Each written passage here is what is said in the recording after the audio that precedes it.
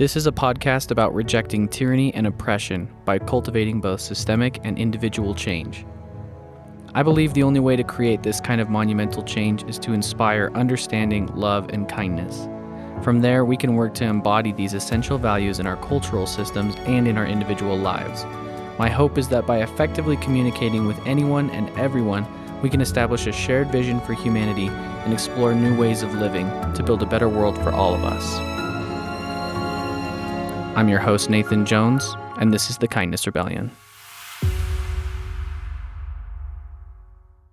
Thank you for listening to episode 14 of the Kindness Rebellion. In this episode, I have a conversation with Marlow from the Moneyless Society. I have been looking forward to this conversation for a really long time.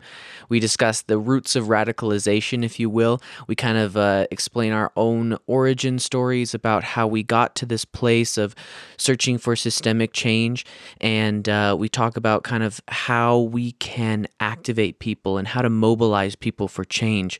One of the things we realized is that it's unfortunately going to have to come from trauma. So I hope you enjoy this conversation. It's very, very enlightening and was an extremely valuable experience for me. I truly value Marlow and the rest of the Moneyless Society, Amanda and Matt. I really, truly believe that what they're doing is a viable alternative to capitalism, and I do see it as a meaningful way forward. So please make sure to like, share, and subscribe. Do whatever it is you do to let me know you enjoyed the podcast. And please keep letting me know that you like the podcast. It really makes me feel good when you guys reach out to me and tell me that you like it. It really motivates me and pushes me forward. And so I just wanted to let you know that it really is valuable to me. Thank you so much. Marlow, thank you so much for coming on to the Kindness Rebellion. I really appreciate you offering to join me on here and talk about all of the ways that we can create real, meaningful, valuable, systemic change, especially with your work with the Moneyless Society. Thank you so much for being on. Hey man, it's good to be on. Always nice to be at somebody else's show. You know, you don't have to do the dishes. You don't have to. It's like going to your friend's house. You know, it's exciting. It's like a change of pace, a change of scenery. I'm actually in a friend's house right now. So I'm in a building. I'm not like recording in some random ass place where I usually am. It's funny. I recorded like every episode of the first season of Moneyless Society pretty much in a shed, basically in my friend's backyard where I was living in Brooklyn. Oh, wow. Nice. That's amazing, man. It's really cool to kind of see your nomadic lifestyle that you've been living. It's something that I kind of look at very fondly, and I think I can speak for a lot of people when it really feels like it's sort of like, I don't know, it seems so out of reach, only in terms of like just getting the will to just fucking do it, to actually just drop the 9 to 5 that we know is just crushing our spirit to just actually go out and live that life. I'd love to kind of start right there. How did you kind of how did you become radicalized, I guess? Or how did you start waking up and seeing these new points of view in such a powerful way that it like caused you to actually make the changes that you've made in your life and just go on this nomadic journey where you're just all over the place? I'd love to hear about that. Well, it's not really like any one thing that happened to me. It's not like I got thrown into a vat of radical ideology. It's like I've never really been blessed with a normal human existence, I guess. I mean, there's no normal human existence. There's no factory setting on humanity. We are just mind-numbingly or mind-blowingly variable. I mean, we're changing all the time, and we are like biologically wired to be nomadic, to adapt to our environment, because we know, like, as from an evolutionary standpoint, that like we're going to be born into a completely different environment potentially than even one generation prior. So we're born like completely half-formed. We're not born like a deer already walking around. We're like completely blank because we have to take in our surroundings and adapt to them because they could be, totally different. I never really had a normal life. I mean, I had a normal childhood. Actually, I had a too normal childhood. It was really like sublime and beautiful and perfect. And I had, the American dream and this little cul-de-sac of neighbors who know each other's names and have cookouts and we go on hide and seek and go through everybody's yards and playing in the backyard, just living in a fantasy, really, just living in this Mm-hmm. world of like make believe that was untouched by the darkness of the world. And then being thrust into that world, I think just a big part of what is radicalizing is having empathy and kind of Mm. reconciling with the fact that we don't live in a society that fosters that or understands or respects that, and then in nearly every way is sort of designed against that, is designed to make us focus on ourselves and tune out the experiences of other people's, the lives of others. We have this totally individualized imprisonment that keeps us competing, self-maximizing, and just not really paying attention to the really deeper struggles in the world. I mean, the suburbs themselves, where I grew up, are designed, I think, to you know insulate you from life. They're so Mm-hmm. structured, and they're so Yeah. sort of physically walled off that you don't really see this unpredictability. You don't really see what's Yeah. going on. So I was medicated from a very young age. I was too rambunctious in school, not really like getting into fights or anything, just like being curious and drawing constantly and like just being really active. And like I couldn't focus on the lesson plan.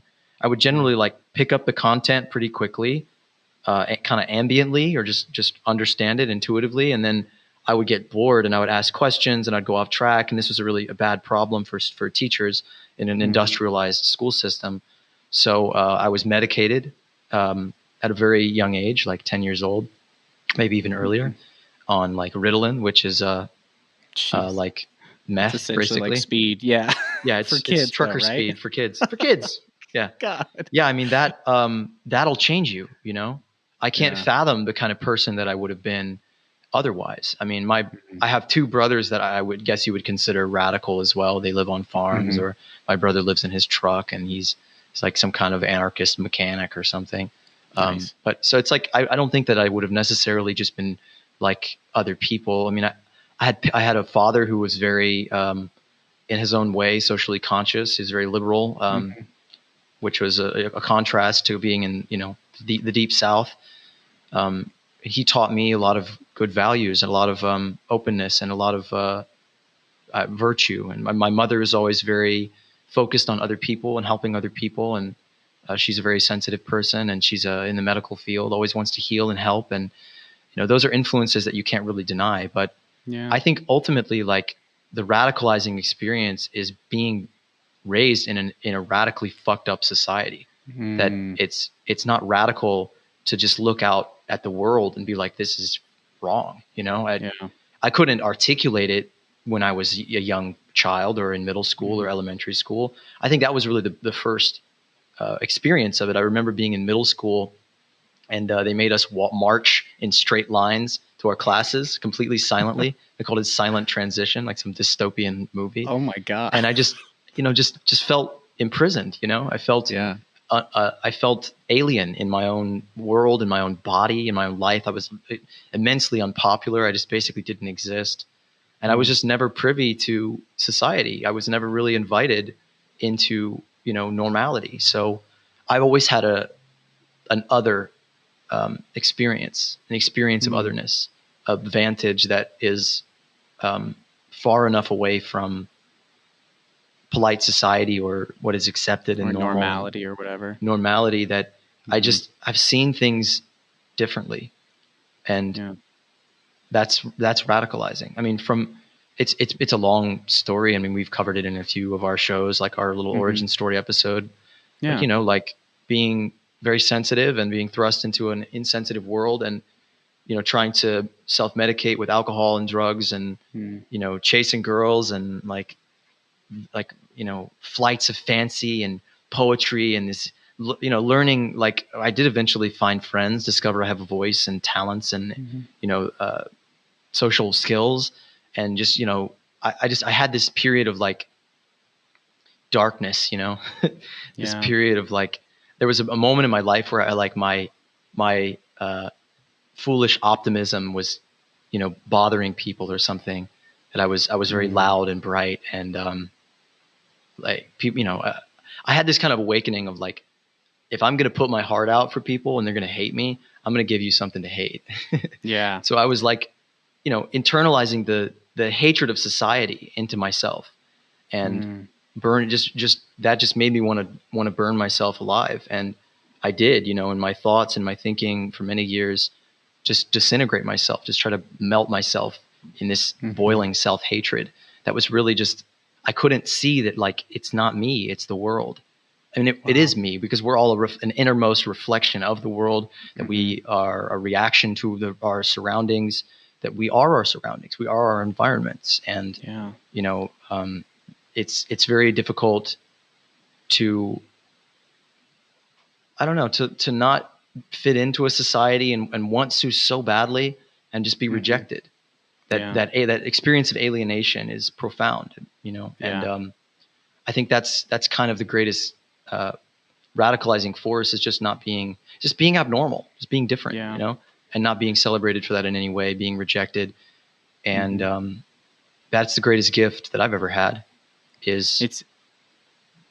Sorry, go Go on. ahead. No, I was going to say that's the greatest gift that I've ever had, is not being accepted, is being forced to reconcile with these problems in society and these maladjustments, and to be able to basically just never adapt to this world at all, and never accept that this is what life should be in any way. And so many people are today reconciling with that as they watch the apocalyptic news, as they see the global pandemic and the climate crisis and the humanitarian crises that are all interwoven together into one big fuck you to anyone's future. That I just never saw any of that stuff as normal anyway. So I'm in a lot of ways more well adjusted to a changing world. That's awesome. I think that's so valuable. And you touched on so many different things there. One of the things that I just felt like was really important, kind of when you're talking about the suburban lifestyle growing up and how it seems like it's like just this perfect utopia. And then you kind of realize that you're actually walled off. You see how we're kind of separating ourselves from nature in suburbia. We really like try to deny ourselves that experience, and just like, and it makes me realize how we're just living in these conditions that are really just trying to shield us from all the shit that we're continuously creating. And I loved hearing just how you had these family members and these influences, and kind of that were allowing you to be yourself and just kind of like not have to try and assimilate with the mainstream and just be the same as everyone else. Because I had an experience where I just was stuck in that sort of assimilation for so long, and I was very much like everybody else, just trying to, decide, okay, what shitty job am I going to work for the rest of my life so that I can make just enough money to feel like I'm a little bit better than my neighbors, and that's going to be happiness for me, And it wasn't until, and I also love how you say that there's just not really like a vat of radicalizing juice or whatever that you drop into, you just, and it's over time, you're just seeing how all of these things that people just don't question for some reason are just really fucked up and really weird. And we're all just kind of like accepting it. But then I just love hearing how you didn't really accept these things, and you kind of allowed yourself to take it in and grow and grow and grow, and allow ourselves to just accept newer viewpoints, and specifically viewpoints that the current systems that we're engaging in are in no way beneficial for us. Like, not only are we just seeing all these disasters coming our way, right? The climate crisis, the debt crisis, nuclear war, all that good stuff. But I also think a lot about like the mental health of these people, of everybody, and myself included, and even like you said, where you went through this dark period. Like, I feel like that's not, and you had to realize that it was not just you, that it was the like the system acting itself upon you, because that's just becoming more and more and more common. We're just seeing a society of sick people. So I'm really happy that you kind of took us through that journey there, because I can definitely see how you had this unique mindset that allowed you to break the mold. And then in the same way, you're being affected by all the same shit that a lot of us are going through, and you just didn't assimilate and let yourself like become swallowed by that, I guess. I think a big part of it, I mean, it's hard to condense like one's story, but I think being able to see that, we are living a story, that we do have these influences and these plot points in our lives, that there are these moments that change us. There are influences, individuals, people that come into our lives that inject us with some new perspective. And I've always, I grew up, for a lot of my life being like a listener, being very silent, being like in myself, which is, maybe hard for a lot of people to think about because I talk so goddamn much today. But I just spent like years of my life talking to no one, almost, completely silent, and just being able to, like, I don't know. I just, when I did start having friends, I would really see them kind of as like an extension of myself, and to not confine your own personal sense of success or fulfillment or self-expression to you as an individual, or even just you with like me and my family and my little friends and my partner, and this individualized experience. I think that my own story, the things that I feel, the things that I speak, the things that I have come to know, I learned through other people. I didn't learn through me. I have spent a lot of time, digging into like raw consciousness of just like dreams and unconsciousness, and mining that sort of sensory information, or that the packets of who we are, who I am when no one else is around at all. But yeah, I mean, I had friends who showed me what racism was. I had friends who showed me what it meant to be lower class. I had friends who, taught me through their lives and their experiences what class consciousness was, what it meant to be a rebel, what it meant to say fuck the man, the strength to stand up and say how you feel. These things I learned from other people, not from myself. And that's if there is a strength that I possess, it is that ability to take pride in others, to listen to others. That's really who we are. That's how we learn. And I think that's more than any other.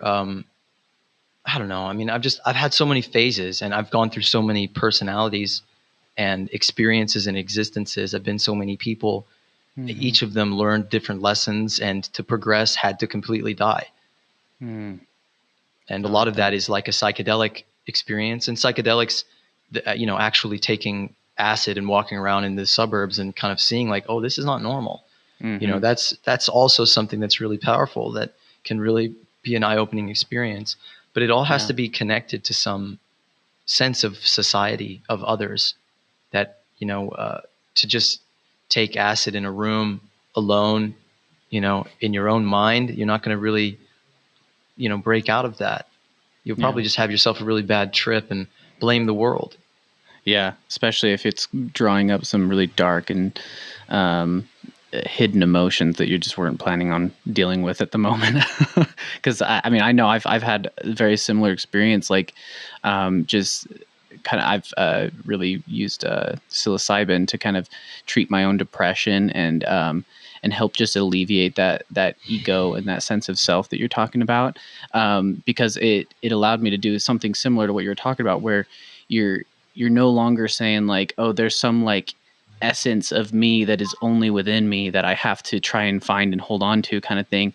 It was more like this ego or this sense of self that I've created is really just reflections of everyone. And so it's just the parts that I'm like picking and choosing based on what I feel I like or whatever. And that those don't need to define me or hold me back or anything, that you can just shackle them off. And it's such an important feeling. And honestly, I really attribute psychedelics and psilocybin specifically to my so-called individual or spiritual awakening, if you can even call me awakened in any sense of the way.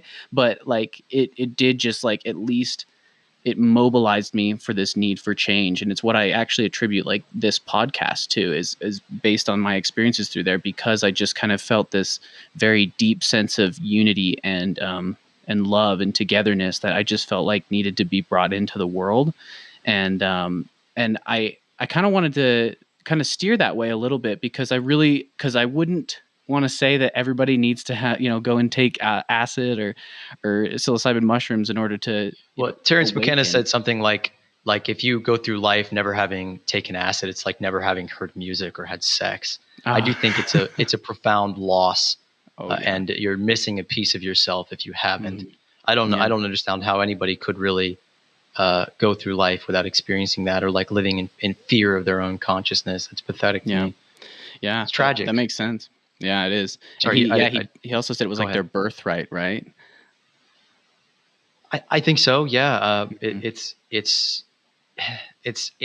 His theory goes deeper into like the almost like codependency that Mm. humans evolved with these substances, and I think there's a lot of truth to that. That Oh, we have definitely. evolved with plants, and Mhm. we've evolved with dogs. We've evolved with Mhm. other species, other animals in the animal kingdom. We are not independent of ourselves. But sorry, Mhm. I kind of steered you away. You were saying you were trying to steer the No, conversation to that's something. great. I love that because the whole interdependence of the that evolution is very important, and I do want to second that what Terrence McKenna said, because honestly it is such a very valuable experience and people really should experience it. And I love how you said it's like traversing their consciousness. It's about diving deeper into that, and that's definitely something that we need to do. And I think it's going to be a big part of awakening. But I think what I'm really interested in talking to you about, because I love your work with the Moneyless Society. I love your action for change and your action for systems change, because for one thing, I do see the Moneyless Society as a viable alternative to capitalism, and specifically a resource-based economy. I see these as just like obvious and necessary steps to making true transcendence and actually like making a new world. And so what I'm really curious to talk to you about is just how do we get people, how do we get people to understand this? Because I feel like the only way I was able to understand the Moneyless Society and see its value, and even not just the Moneyless Society alone, but like all these other alternatives and these other technologies and amazing paths forward, and yet people just don't either see it or they just don't care. And I'm so interested in figuring out how to move this forward, because I really do see Amanda and Matt as like true revolutionaries in making this important change to make real change. Well, first of all, thanks, man. I appreciate that, and we appreciate your involvement and interest in joining our group and our movement and organization. It is just that we cannot do anything on our own. It's amazing how puny an individual or even three individuals are. Although we've Mhm. gotten a lot done so far, we've Yeah. created something that I think is definitely has the power to outlive us. But yeah, I mean, how do we get through to people? Mhm. I mean, I think every person is different, but it takes a certain relentlessness of showing up and being there for them and speaking your truth with conviction and walking it. I Mhm. mean, I think about my grandmother and what her life's message has always been: be kind, no matter what. Mhm. And I remember a moment in my life, a very dark moment, where I was just experiencing so much pain of taking on the world's pain, really just taking it all on, like living in my truck, trying to make this film, like to crack the egg of like the homeless crisis and the climate emergency and this impending crisis. I came down off of mountain to Los Angeles to make a movie because I didn't know what else to do, because I knew something very bad was going to happen and was already happening. And I was just immersing myself in the stories of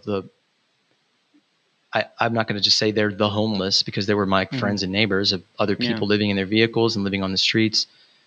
And I called my grandmother after this wounding, this profound wounding of like this multifaceted, uh, you know, uh, break to my ego, my own sense of what I deserve, that I came here, I followed the fucking angels, I followed the synchronicities. I'm in LA. Why am I not getting picked up by some producer? Why is my Mhm. talent not being noticed?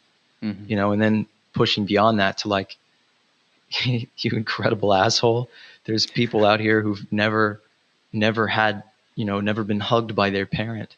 There's people out here who, I met a guy named One-Eyed Jack. He told me that his first memory was watching his father kill his mother. And he just looked at me dead in the face and said, not everyone has a fair shot. Yeah. And, I just called my grandmother and I asked her, why is there so much pain in the world? And what do we do? And how do we help people?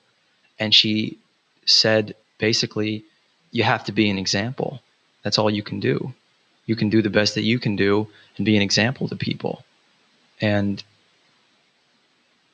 that's somebody in my life that is I can't imagine the person I would be without this person, this like truly enlightened person that I grew up never without the embrace and like this pure radiance of true love, for all living things, for all peoples, that my grandmother instilled in me. The revolutionary power in this person who loves all people, who sees themselves in all things, who does not perceive this debilitating separation between themselves and the world. And that's, you just pick yourself up after a moment like that and you keep going. But I'm kind of getting lost on a tangent there. But I think for me, how you find yourself, like just from a personally selfish standpoint, me discovering me, my purpose, my bliss, my sense of greatest fulfillment and satisfaction, which I wouldn't do any of this if it wasn't satisfying.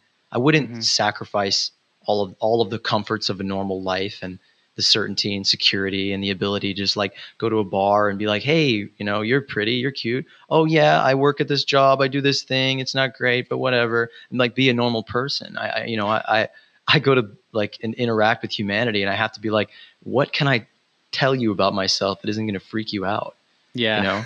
That I'm a fucking like revolutionary homeless bum, like with no identity, like whatever. I don't even know. But it's like, that's the way to find yourself, is to devote yourself to other people, is to truly like get your head out of your ass and tune your sensitivity to other people's problems, because that's where your fulfillment is going to come.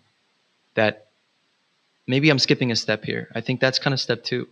Step 1 is, how do you just get it? How do you just get people to be curious, in the most profound way, to just ask questions, to just wonder, could things be different? Or is this the way things should be? I think I've heard this quote 3 times in the last week, and it's Bertrand Russell said it, and I think George Carlin did as well. Something like, there are those people who look at the world and ask, why? And then there are those people who dream of things that don't exist yet and say, why not? And then, George Carlin's addendum to that, I think, is like, well, most people just, don't have the fucking time to philosophize like that and jerk themselves off because they got to go to fucking work. Yeah. And that's most people. They're stuck in a cycle of just pure reactivity.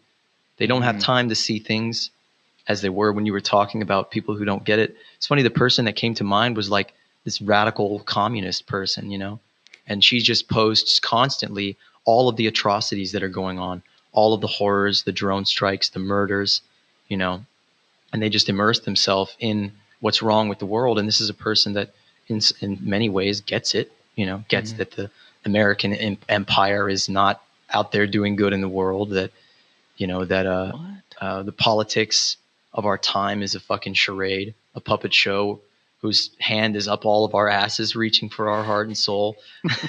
They get that stuff, but they are not interested in solutions. They're not interested in like creating a new energy system or creating an abundant food system. They're not interested in envisioning a truly different and better world. They are sort of still stuck in this vision of the past of like, oh, once we kill the baddies, then, things will get better. We'll make them better because we, the people, we, the working class, will figure that out. I think in the end, it would just be like the same thing. We just end up regurgitating it. But yeah, sorry, go on.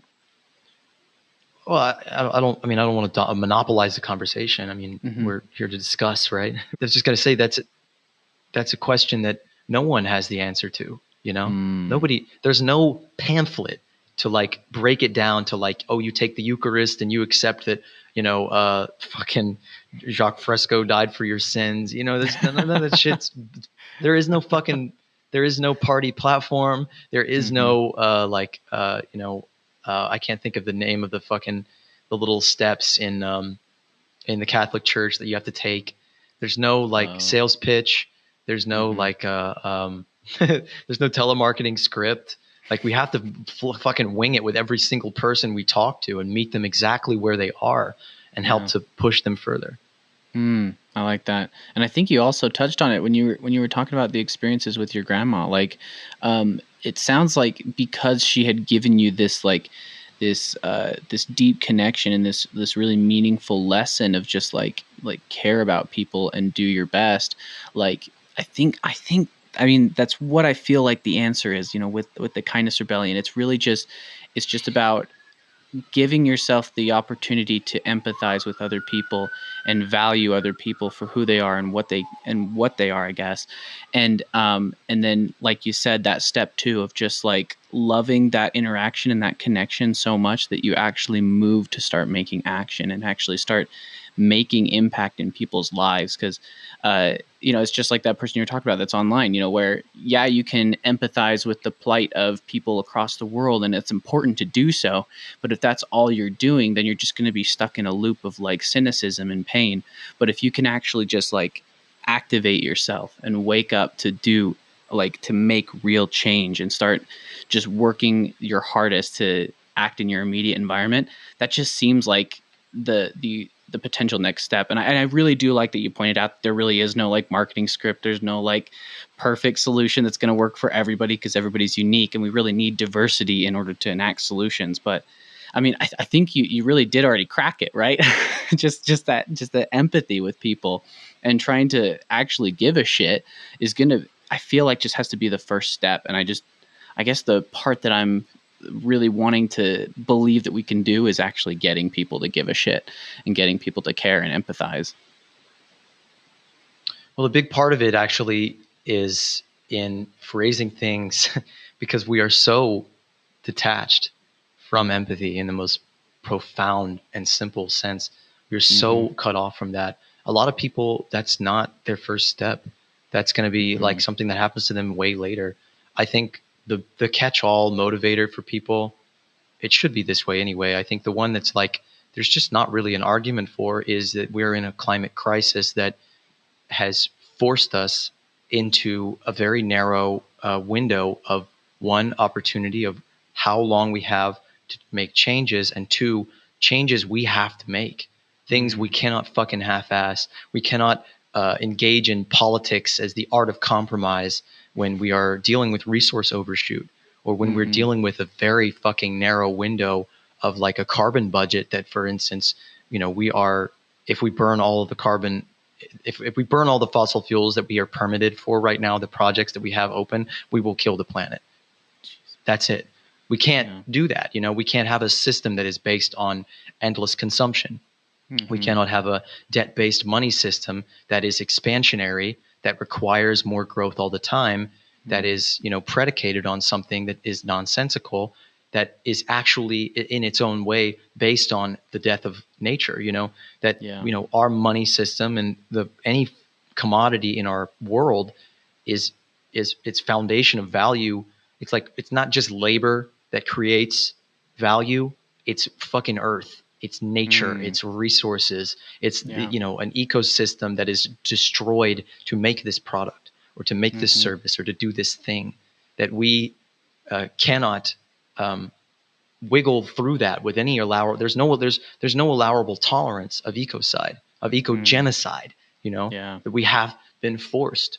Not it's like the many worlds are possible, and I do think that the future that is an actual viable option for us is in many groups of people coming together and creating their own microtopia, their own Mm-hmm. small little sustainable communities that are networked together, that are in communication, that are interdependent, that are not just self-sufficient, but that can meet the majority of their needs alone on their own terms, on a localized, Mm. communalized basis. Yeah. And the Murray Bookchin talked about this a lot in his term as confederation. And he actually phrased this in terms of like the American Revolution, that this was in a way the dream of America, that America, that revolutionary conversation was sort of started. I'm remembering, I recorded this speech of his today. I'm I'll post it at some point. But he said at the end, like, that people change unconsciously before they change consciously. So that, you can ask the average person, hey, how do you think about money? They'll be like, yeah, we need money.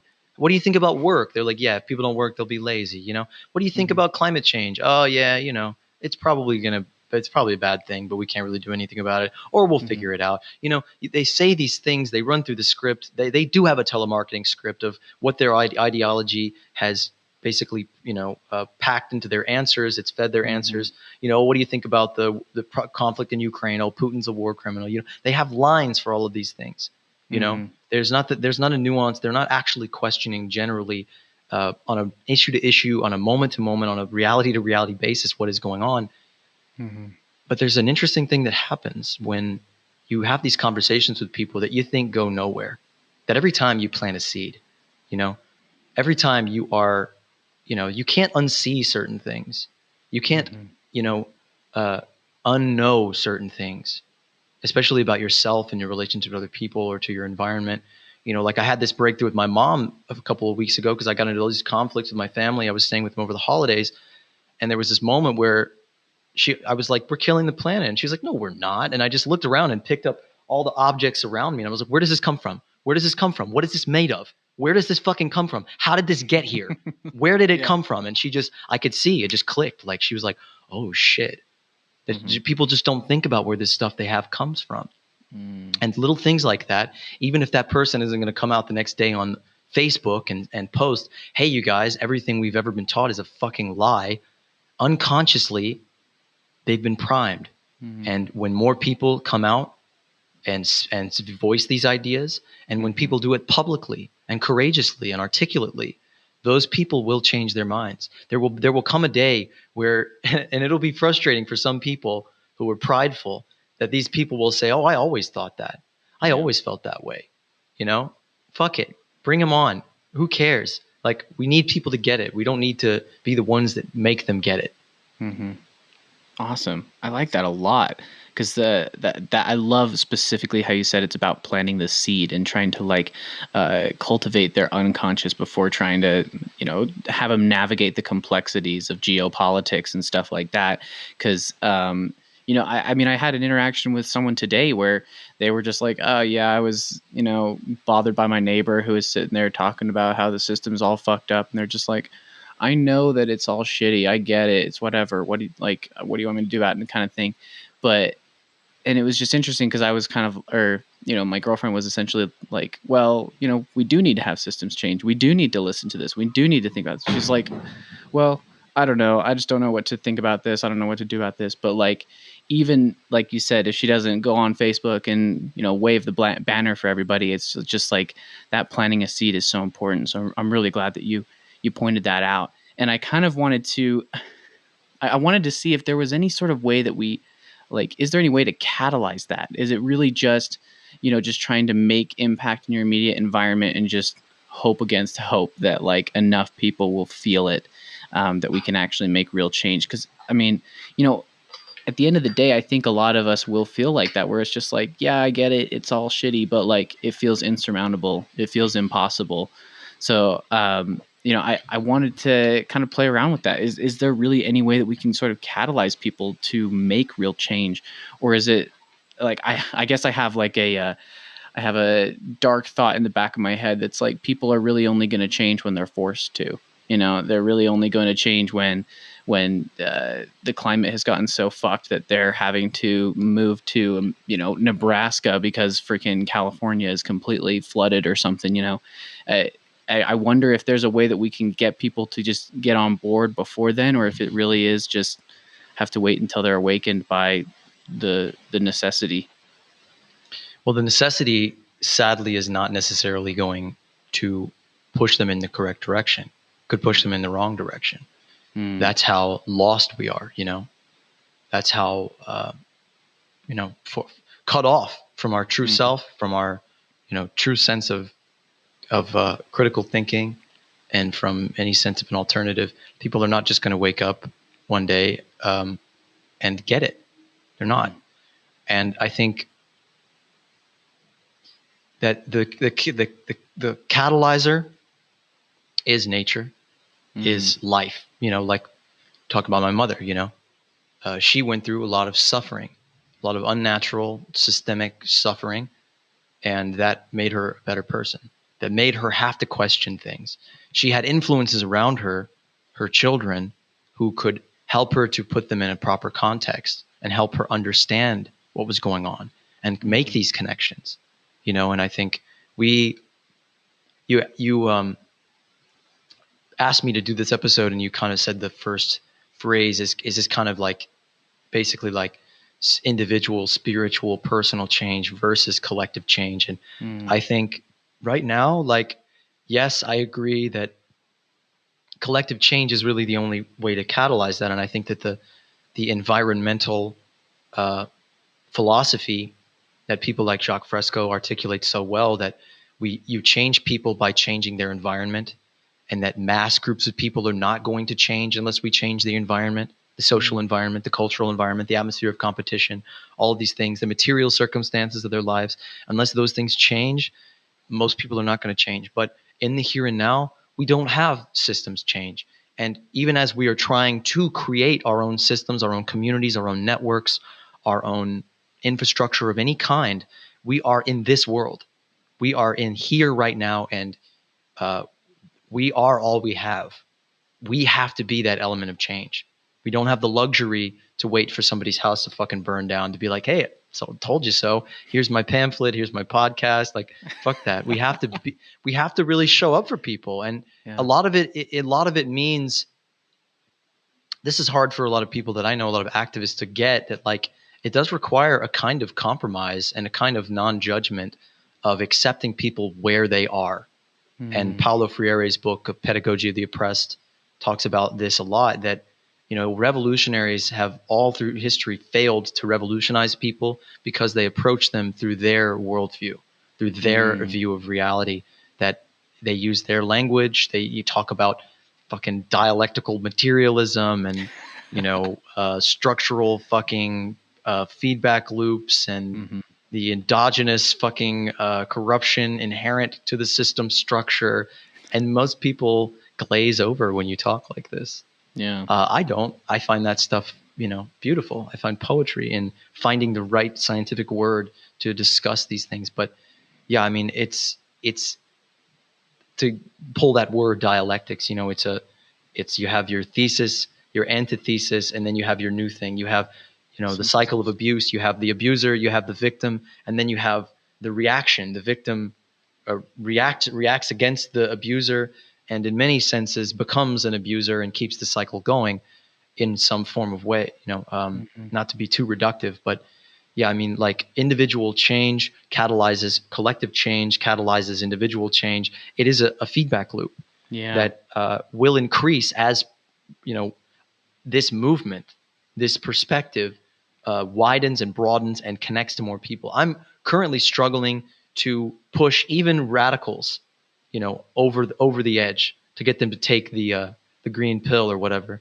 to get them to realize that the system is the problem. And that, like in the climate movement, I have a lot of friends and comrades and people that I've been working with in the climate change activist movement and Extinction Rebellion, and I kind of walked away from that organization a year or so ago because it was like, you guys don't get it. You don't want to talk about systems. You don't want to learn. You're not listening to me, blah, blah, blah.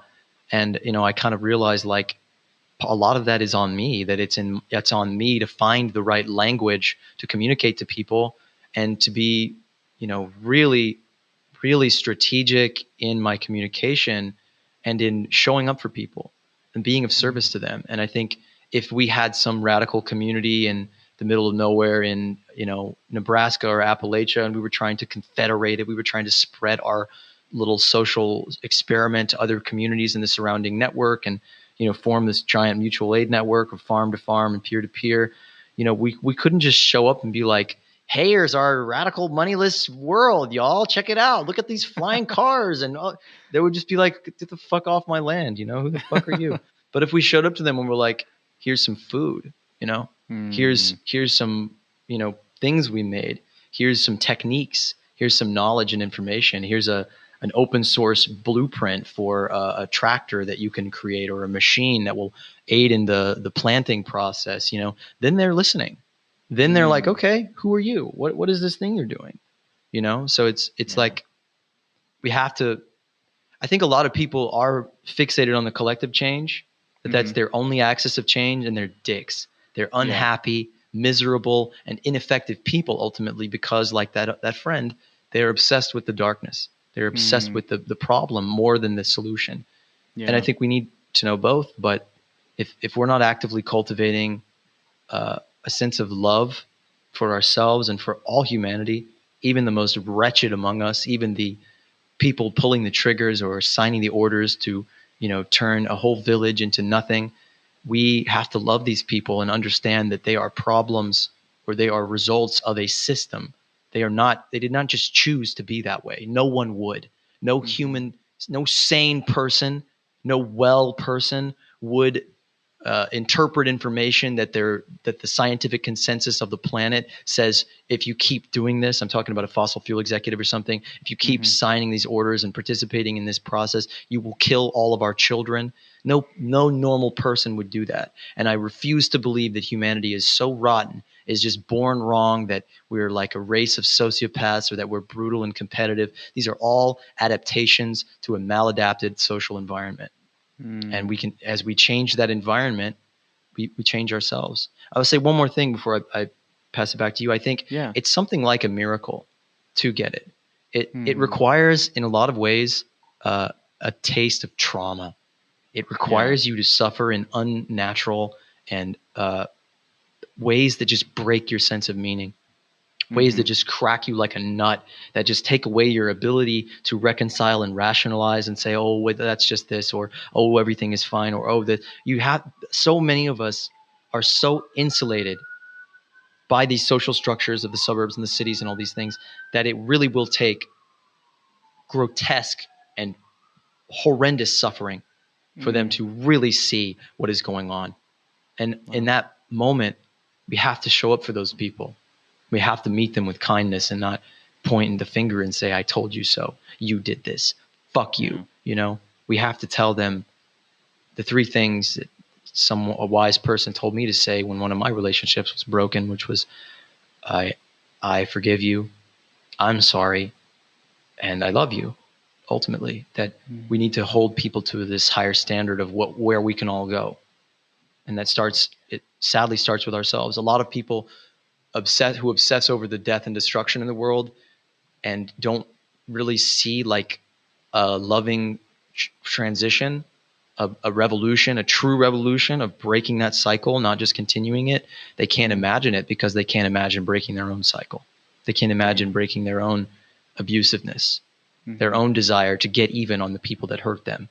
Because sadly, to be radical, most of us have to be hurt very badly. Which makes sense. It kind of makes me think of what I was saying earlier, where in order to make certain changes, you really do have to be forced to. And I think that taste of trauma is really necessary. We really try to avoid any sort of pain or trauma, but those moments, the most I would say traumatic moments in my life, have been the most meaningful, because they allow me to reshape and reorient and push myself in a new way that's actually just made all the difference. And there's so many things in that I love that you talked about. Specifically, I love the idea that when we think of like systems change, or we think about revolution, just making a better world, it can't really be either or in terms of individual change versus social change. Specifically, I love that you pointed out that like in order to just change other people's mind, you do have to change their situation, their material situation. But in the same vein, that can only happen if we improve ourselves and then seek to improve the world. And then there's that feedback loop that you're talking about. So it's always just going to be both, this synthesis. And I love that so much. And then another thing that I just wanted to point on what you were talking about there is the idea that we need to stop trying to point blame as some sort of solution, or just trying to say like, yeah, this person, this executive, these are the ones we've got to chop their heads off, and then everything's going to be better all of a sudden. And otherwise, it's because it's really just going to be founding any new system, any new world on that violence, because that's really what the kindness rebellion is supposed to be, right? It's rejecting tyranny and oppression through understanding love and kindness. It's about trying to transcend all of this generational pain and all this generational trauma so that we can actually offer kindness, offer cooperation and unification in order to improve the state of the world, in order to improve ourselves. And so I feel like you just really nailed that home with that description of trying to understand people, trying to understand how the system affects them. Because, like you said, this system, we're not just.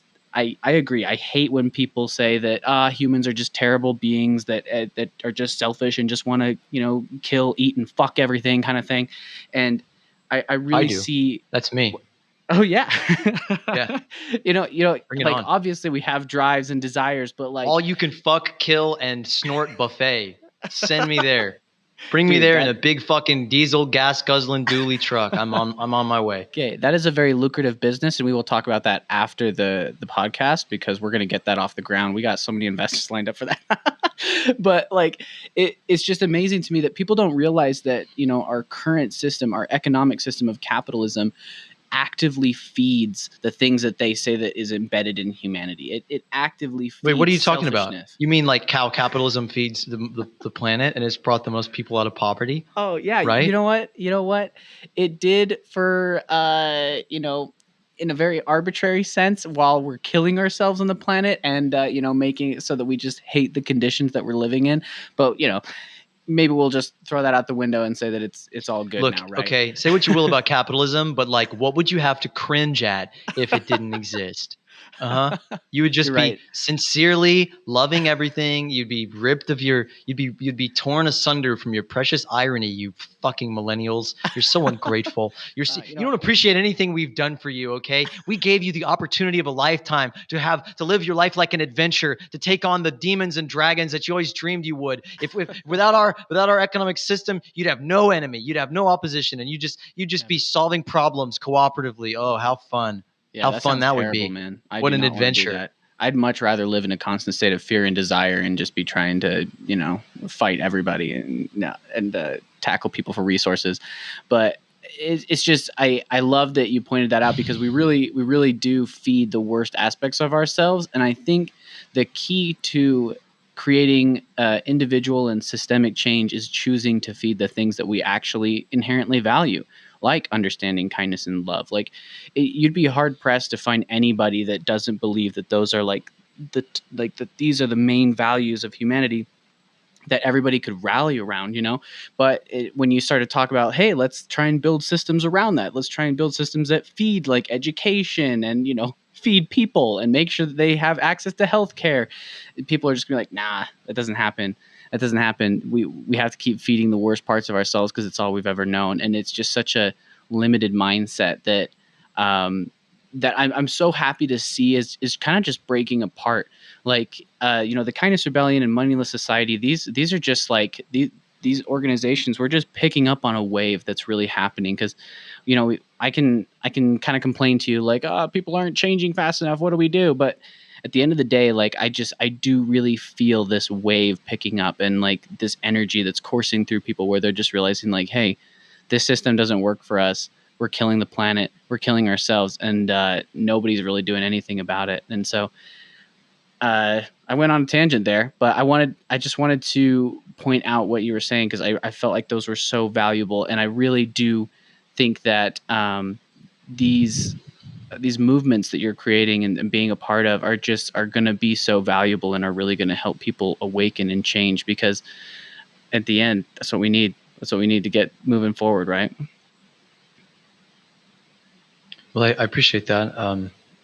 It's important to cultivate friendship in this work, in this transition, this movement. It's important to find the others. That's a mandate. I'm going to get that printed on a shirt. You have to find the others. Mm. There's no more the excuse that enough people don't get it, that nobody cares or nobody sees it, or oh, people are just too stupid, people are just too ignorant. There are people all over the world who get it, that don't need 10 conversations for them to be like, yeah, okay, the system might be the problem. There are people that, you meet and in 10 seconds, you're like, fuck yeah, you get it. You're down. Now that's different from those people saying, I'm going to quit my job and, work with you, devote myself to this. And to those people, I say, take that shit to the next level because, I just try to ask people all the time, like, what are you actually doing to secure your future? What are you actually doing? Consuming memes, staying up on media, reading theory, all these things. That's not enough. That has no tangible effect on the warming of our planet, the disintegration of our social order, the lack of community and trust and organizing that is needed, that is completely existentially needed for us to progress as a species and or just continue as a species. So I want to ask to any of those people listening that get it, that have taken this pill, I want to ask you, like, don't, pat yourself on the back for getting this far in the Choose Your Own Adventure book. It is a Choose Your Own Adventure book. We do, to an extent, have a choice. The options are ultimately limited. I don't have a choice of what to do in my life, really. A lot of people will think like, oh, you chose to be nomadic or you chose to live like this. But I don't. I look at my life and I don't see one. I see very few moments where I made a choice, really consciously. I mean, it's like I was pushed into this life every step of the way, by the people around me, the influences in my life that I didn't choose to be, neurodivergent. I didn't choose to get addicted to alcohol and spend years of my life, writing poetry on scraps of toilet paper and, bellowing them at people that hated me. I didn't choose to do any of these things. I didn't choose to, not have money. I didn't choose for my dad to not invest in Google at the last minute when it was an IPO and, make us not rich. Like I, there's no single choice. I can think of one choice in my life where I flipped a coin to decide which van I was going to get into to go hitchhike around Northern California. And even that was the coin, not me. I didn't choose. I just chose to I just chose to make a choice. I chose to say, okay, I don't have control of this moment. I need to take my own self out of my sense of what I am doing and the faulty sense of control that I have in my life.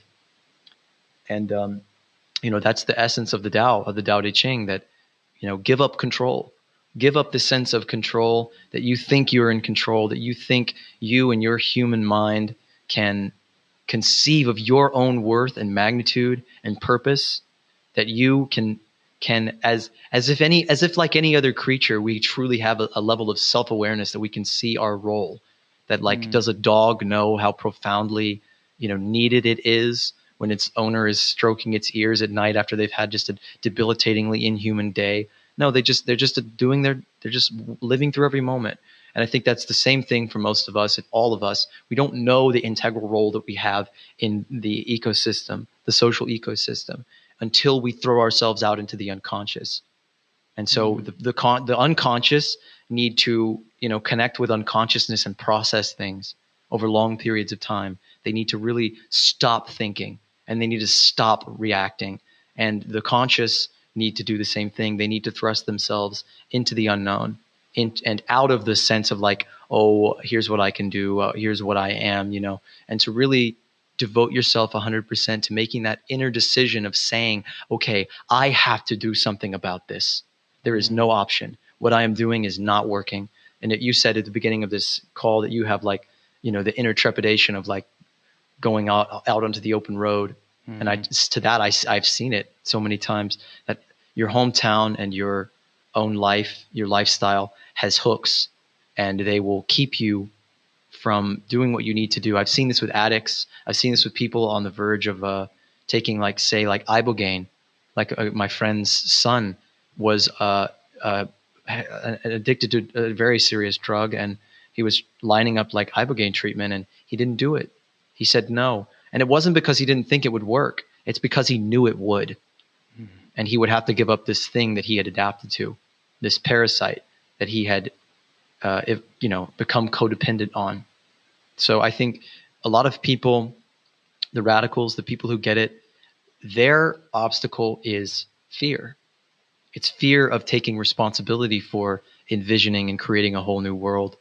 It's fear of following this thing all the way and essentially ending their life as they know it, which sounds scary, doesn't it? But Yeah. there's a very fine line between anxiety and freedom. If there's no anxiety, there's no freedom. So I say to anybody questioning, like, what do I do? How do I take the leap? What can I do? I'm just one person. You can shut the fuck up and pay attention to what other people's needs are and until you find that place where you're like, I can help you. I can do something. I can do something about you. Like my mother,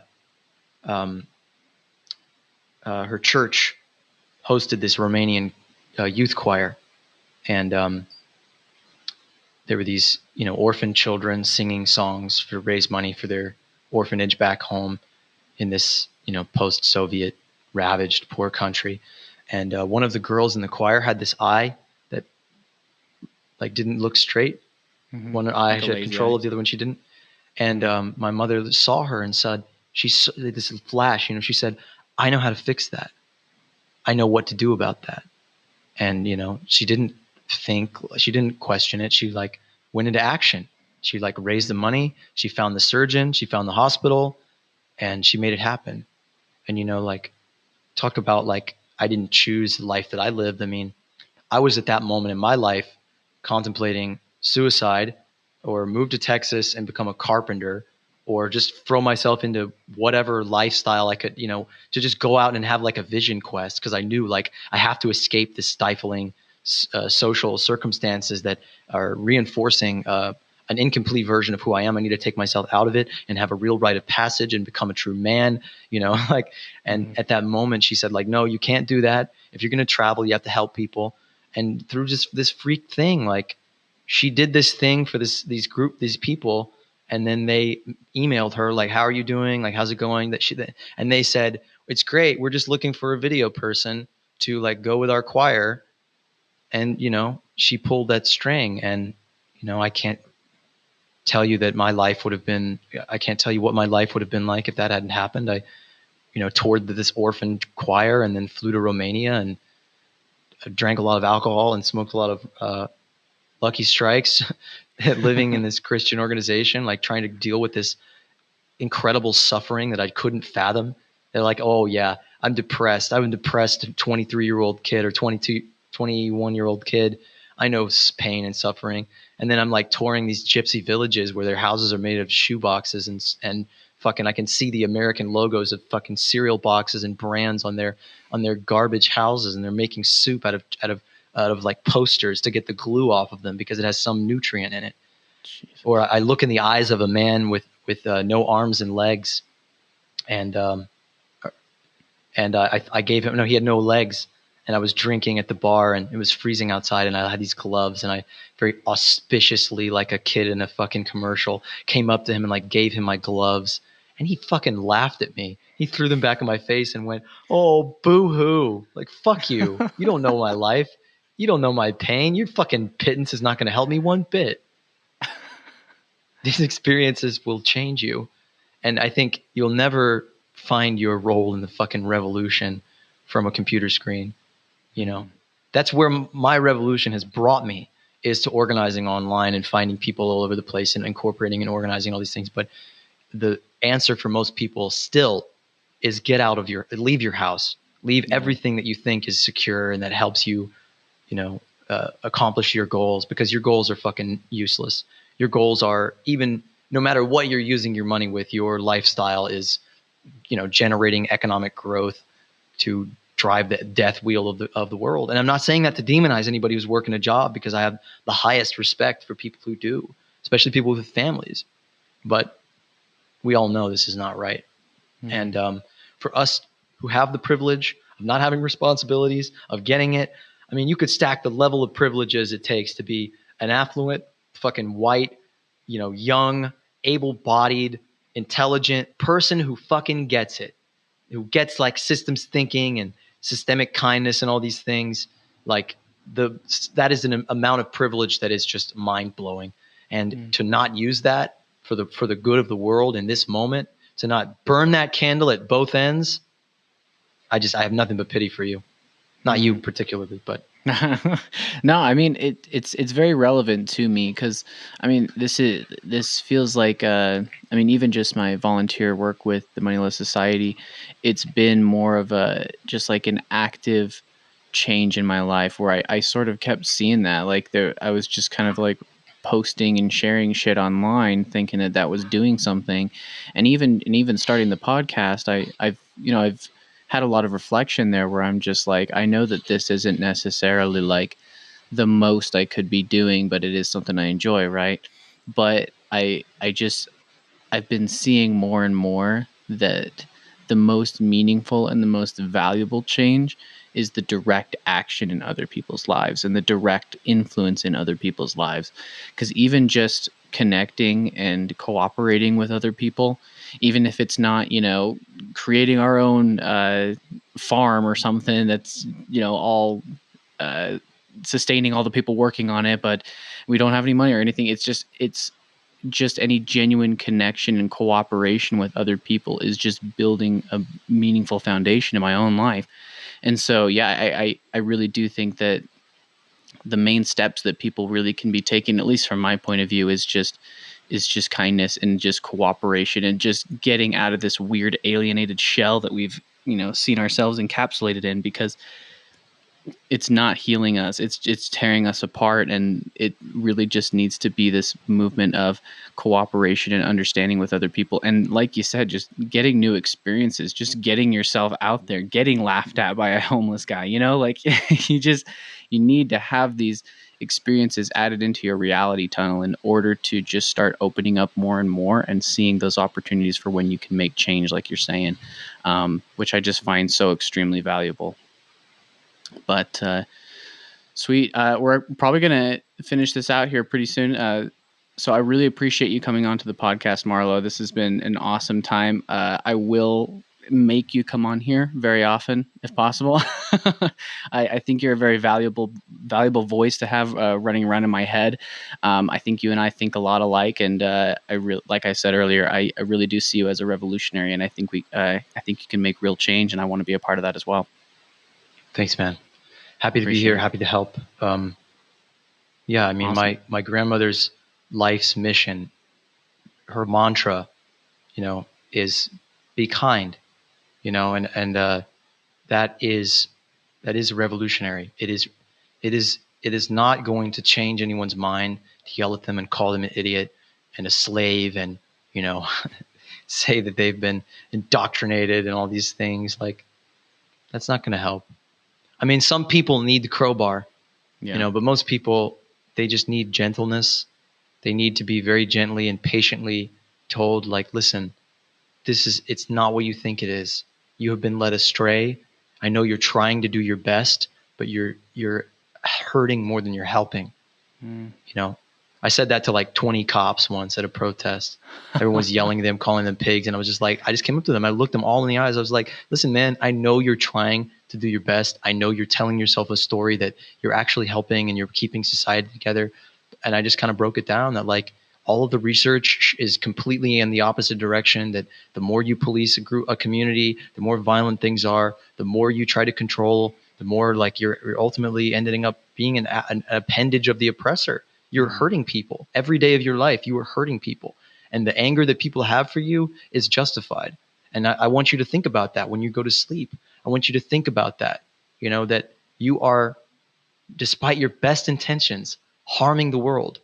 And I think that's a message that it doesn't really usually land. I mean, Yeah. like it's like scattering seeds in concrete, It's like it's like trying to plant a food forest in a parking lot. It's just probably not going to work, but there may be one crack and that seed can work its way in there, and it may take many years, even months, until that seed gets the water and the nutrients that it needs to germinate.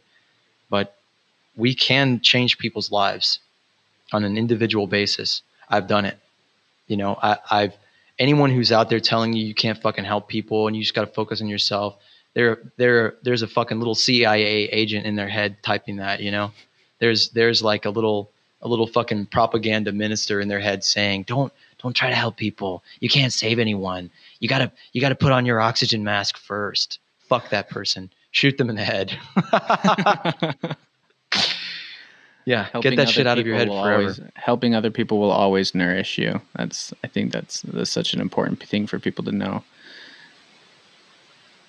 Yeah, I mean, we need that nourishment. I mean, it helps us to feed the homeless more than it helps them a lot of the time, but it helps us to go out there and protest and yell more than it affects things on a structural level. Yeah. And I think in a lot of ways, the good intentions that people have are what's keeping them from being effective.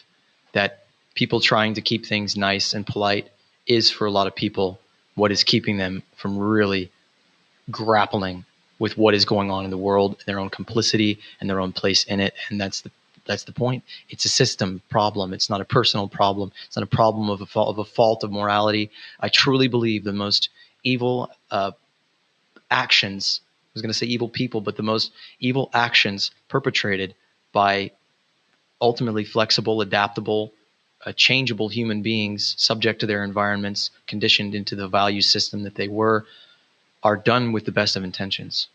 So kindness is everything, but it's got to be attached to that broader, visionary, systemic understanding.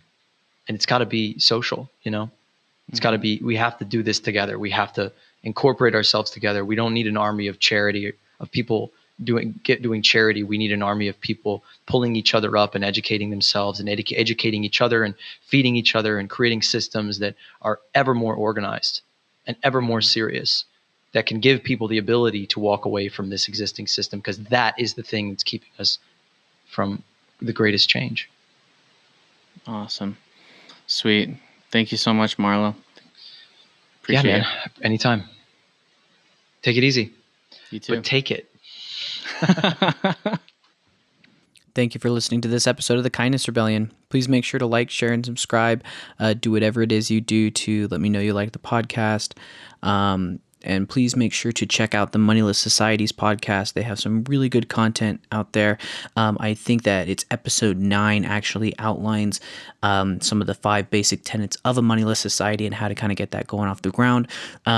Please make sure to interact with it, because the only way that we're going to be able to create these solutions is by bringing in these diverse viewpoints and making sure that everybody's giving their input, because that's the only way it's going to work. If we try to have one central voice dominating everything and quashing any sort of outside input, it's only going to regurgitate more and more of the same bullshit that we're seeing. It's only through cooperation, understanding, love, and kindness that we're going to be able to build this new world that we all want. So please make sure to check that out and support them as much as you can. Please support me, especially if you find this valuable. Really appreciate your time listening to this podcast. Again, just make sure to interact with it so that other people can hear it. Thanks.